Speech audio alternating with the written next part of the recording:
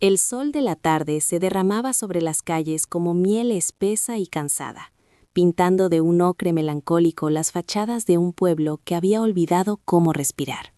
Las persianas de los comercios, bajadas como párpados vencidos por el sueño, eran el único testimonio de una vida que ya no latía allí. Sentados en el bordillo de la plaza desierta, éramos solo siluetas esperando un tren que nunca llegaría. El aire olía a polvo y a promesas marchitas, el mismo aroma que se había adherido a nuestra piel. Cada día era una copia del anterior, un eco vacío en el que nuestras voces se perdían sin encontrar respuesta. Habíamos terminado los estudios, algunos con notas brillantes, otros a duras penas, pero el resultado era el mismo para todos, un diploma guardado en un cajón y un horizonte tan cerrado como los muros de las fábricas abandonadas a las afueras. La desgana era una niebla que se nos metía en los huesos, un silencio pesado que se instalaba en medio de nuestras conversaciones. Desde la plaza siempre se veía. En lo alto de la colina, recortado contra el cielo, el viejo colegio se alzaba como un esqueleto. Sus ventanas rotas eran cuencas vacías que nos observaban, juzgando nuestra inercia. Un día fue el corazón del pueblo, el lugar donde nuestros padres y abuelos aprendieron a soñar. Ahora era solo una ruina, el monumento a todo lo que habíamos perdido.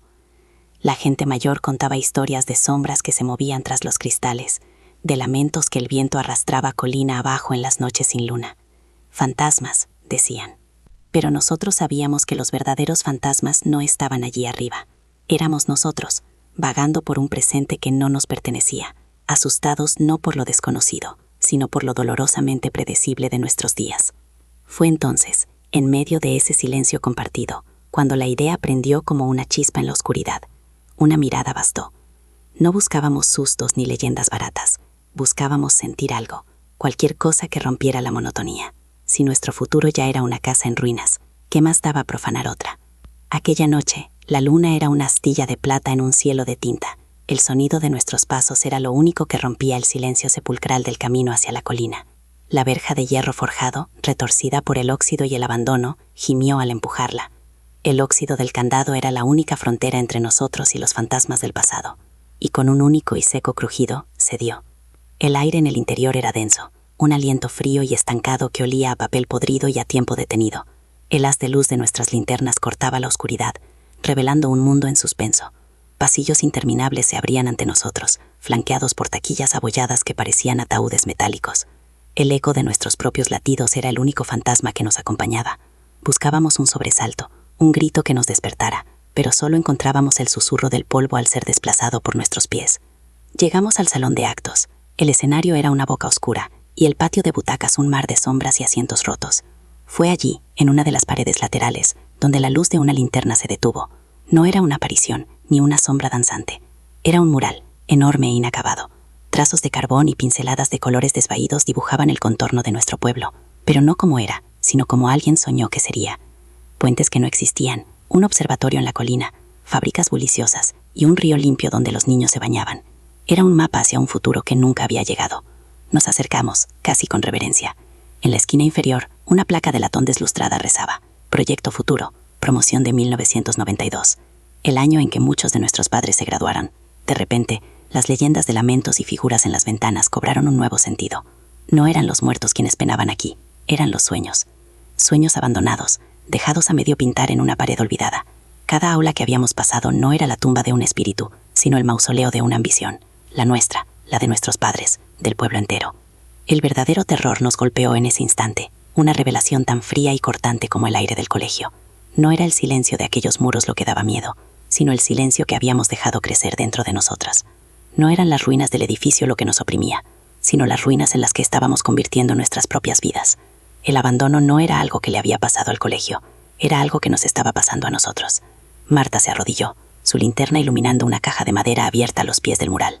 Dentro, pinceles secos, botes de pintura solidificada y trozos de carboncillo.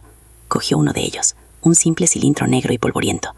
Se levantó despacio, sus ojos fijos en una parte del mural que era solo un boceto.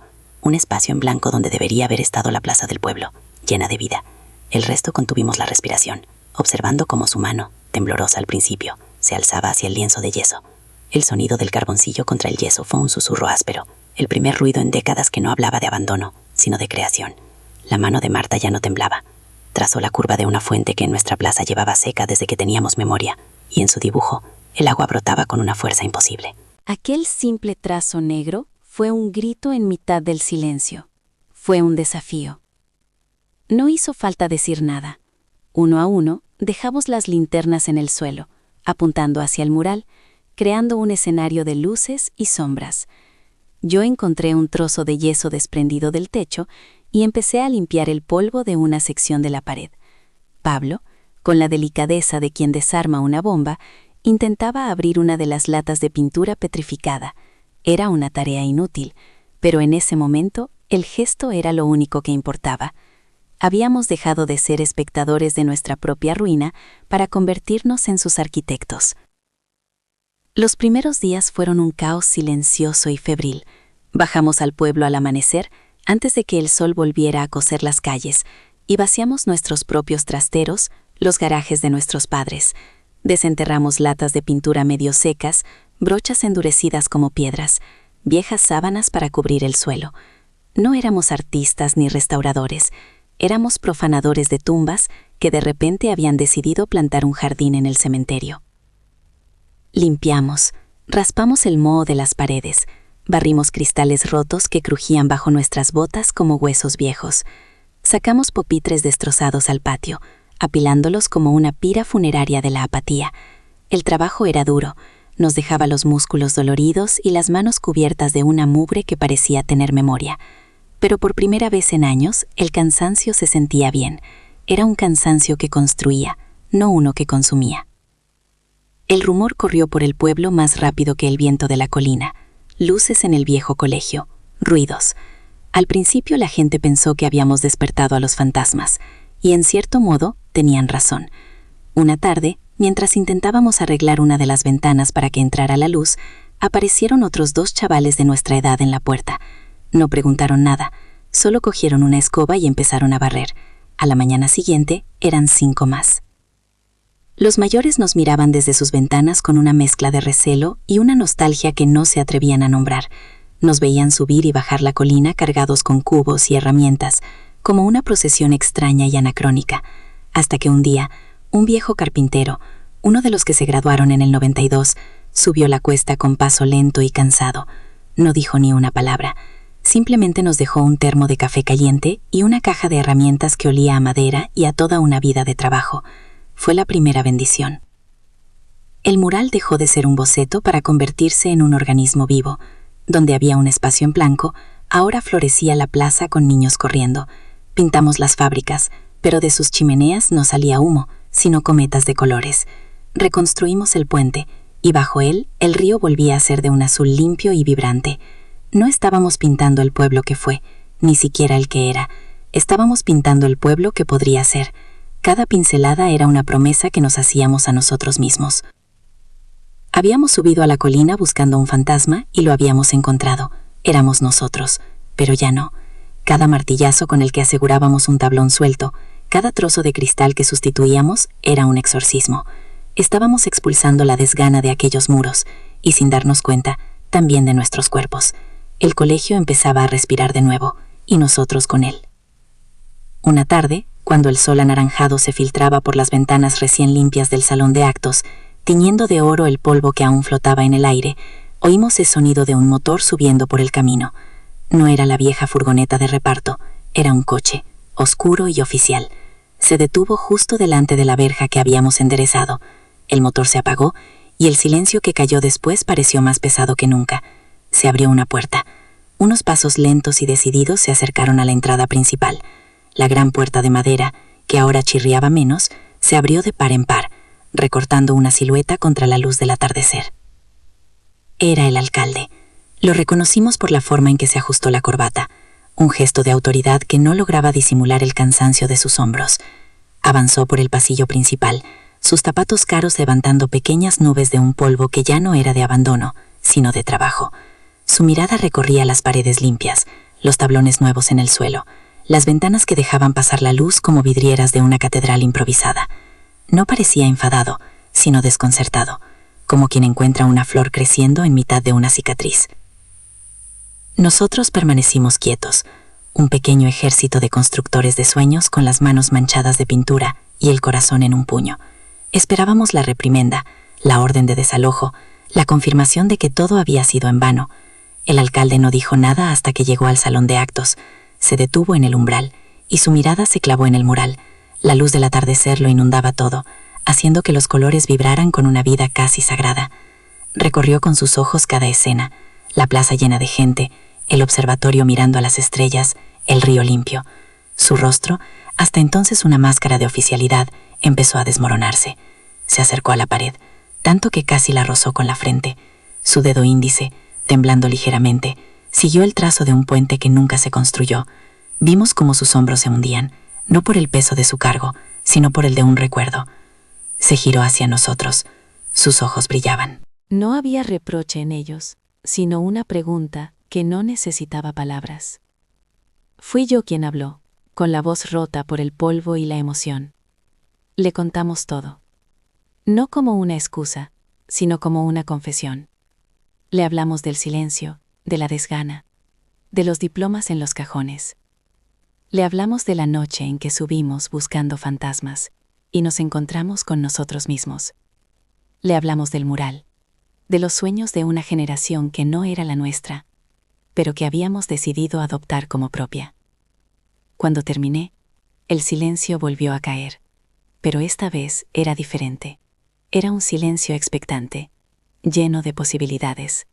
El alcalde miró la placa de latón.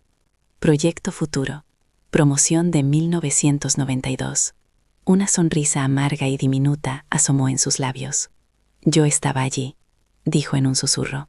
Yo pinté la base de ese puente. Queríamos cambiar el mundo, empezando por este pedazo de tierra. Pero luego la vida pasó. El mundo nos cambió a nosotros. Nos miró a todos, uno por uno, y en su mirada vimos al chico que había sido, el que sostenía un pincel lleno de futuro. Vimos el reflejo de nuestra propia lucha. No habéis profanado nada, dijo al fin, su voz recuperando la firmeza, pero teñida de algo nuevo, de admiración.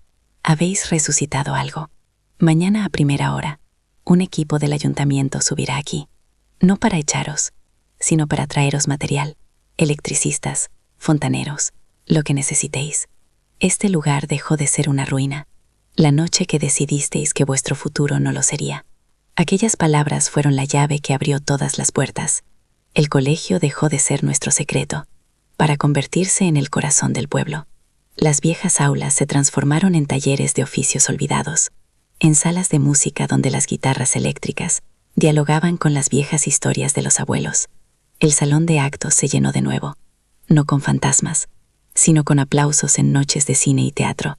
El mural se convirtió en un lugar de peregrinación, un testamento de que las paredes no solo sirven para separar, sino también para unir generaciones.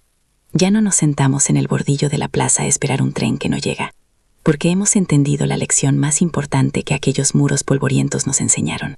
No se trata de esperar a que el futuro llegue, se trata de construirlo con tus propias manos, aunque solo tengas un trozo de carboncillo y una pared en ruinas. Descubrimos que los verdaderos fantasmas no son los que se lamentan en la oscuridad, sino los sueños que dejamos morir en el silencio de nuestra propia apatía. Y el único exorcismo que funciona contra ellos es el coraje de dar la primera pincelada, de clavar el primer clavo, de atreverse a creer que incluso sobre los cimientos más rotos, siempre se puede volver a edificar un hogar.